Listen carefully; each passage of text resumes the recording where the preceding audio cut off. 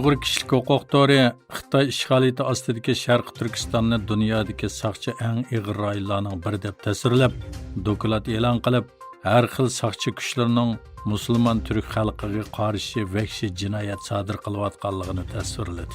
Washingtonga joylashgan Uyghur kishilik huquq tori tarafidan Sharq Turkistonda saqchi qilish, Uyghur rayonidagi saqchi va bexatarlik qismlarini xarid qilish nomli tadqiqot tashviqoti çarşamba günü e'lon qilindi. Chunki saqchi xodimlari Xitoy Kompartiyasining siyosatidan kelib chiqqan Uyg'ur qirg'inchiligini ilib berishdagi asosli artistlarning biri bo'lg'achqa, bu guruh ularning qanday qurilmasini aniq tekshirishning zarurligini his qilganligini aytdi. Demokratik Jungo Buyuk Davr tor bekitidagi xabarlarga qaraganda, Xitoyning g'oyat zo'r a'zo ko'chirish sanoati dunyo jamoati tarafidan tirik kishilarning ishki a'zolarini yig'ib olgan deb ayblanayotgan bir paytda Xitoy Kompartiyasi CCP organ ko'chirish bayonotchisi Huang Jifo 12 oyning 9 kuni Guangshining Nanningda o'tkazilgan bir balvoq bir yo'l munbirida Xitoyning bir balvoq bir yo'l bo'yidagi organ ko'chirish texnikasining texnik ko'p davlatga eksport qilinganligini o'ttirg'i qo'yishi xalqaro jamiyatda gumon qo'zg'adi.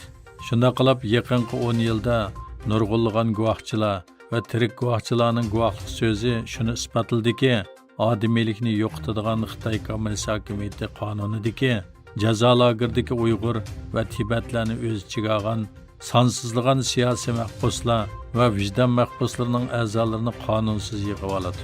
Xitoydagi gung praktikantlari bo'lib Uyg'urlardan o'g'irlangan tirik a'zolarning halol organ markasi ostida islom davlatlariga setilayotganligini, davlatning ba'zi ayrimlarida a'zo ko'chirish uchun alohida yeshil koridorning borliqqa kelganligini ko'rsatib berdi. Bo'libmi Sharq Turkistonda. Vatikanda ichilgan tarixiy chiriklik delosida kardinal saviyasidagi yuqori darajali shaxs tunji qitim turmaga tashlandi.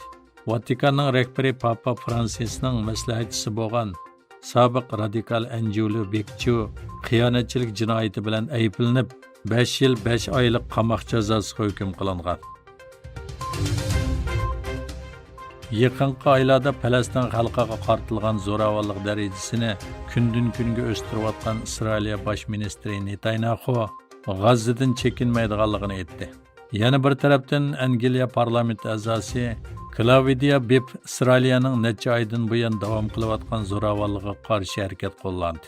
Angliyada mustaqil parlament a'zosi Claudia Bibb Xalqaro jinoiy ishlar sud mahkamasiga Isroiliyaning G'azzadagi urush jinoyatini tekshirish va ayblash to'g'risida arznoma yozdi.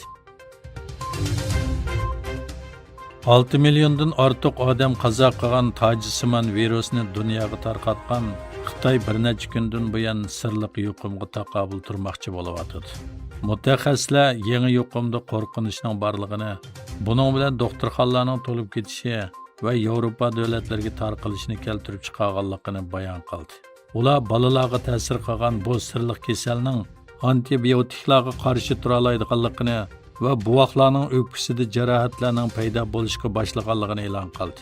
Chunki buning dorisi texnik dunyoda ishlab chiqarilmadi.